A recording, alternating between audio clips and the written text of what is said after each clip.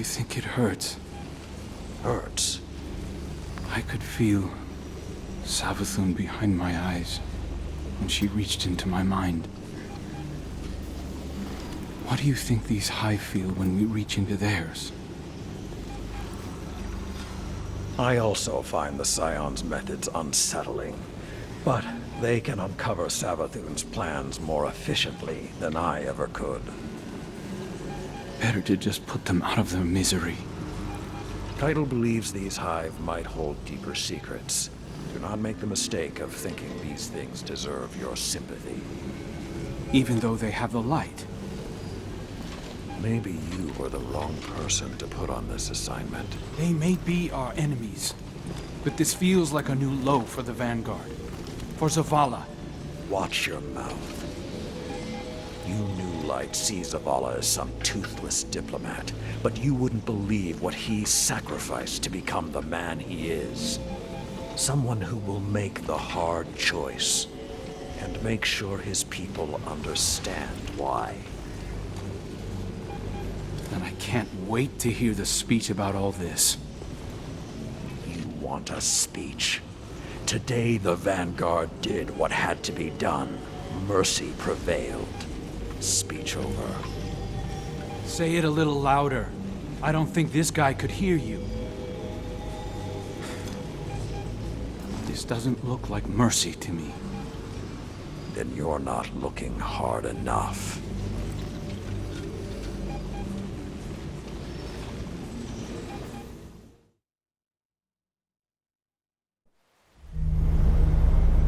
Long ago, even before there was a last city, I was deep on patrol in the old forest when a local villager sought me out. They asked me to catch a thief. I told them the Iron Lords were no mercenaries, but I saw their pride as well as their poverty. When they offered me a loaf of black bread instead of coin, I agreed. Just before sunrise, I caught my thief. A young girl, stealing what she could carry. Food when she could find it, coin when she couldn't, weapons to protect what she had taken. There was no fear in her eyes. She said the bandits in the forest ordered her to steal in exchange for protection. The penalty for theft in those times was death. Instead, I pulled the crest from around my neck and pressed it into her hands. I told her the wolves would protect her. In a settlement rich with stolen supplies, I found the bandits and cut them down. 38 lives to spare one. And for a time, I believed that was mercy. Many winters passed before I found myself back in that part of the old forest. This time, no one sought me out. So I sought them instead. Wind blew through rotted wood and rusted metal where the village once stood. And behind it, graves. Then piled stones, then bare mounds of earth, and then a pit. My blood was high.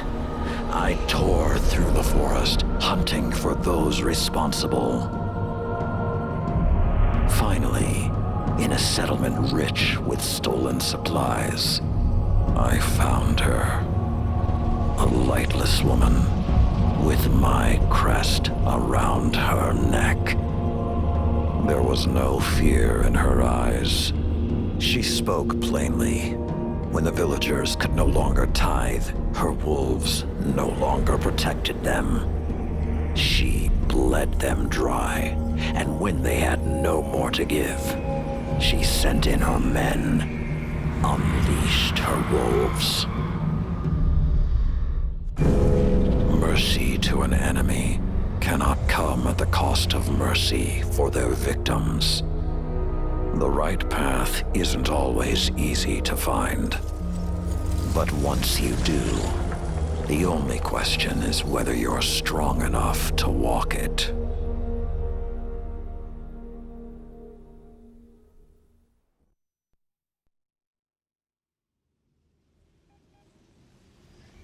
Consider that the next time you feel pity for our enemies.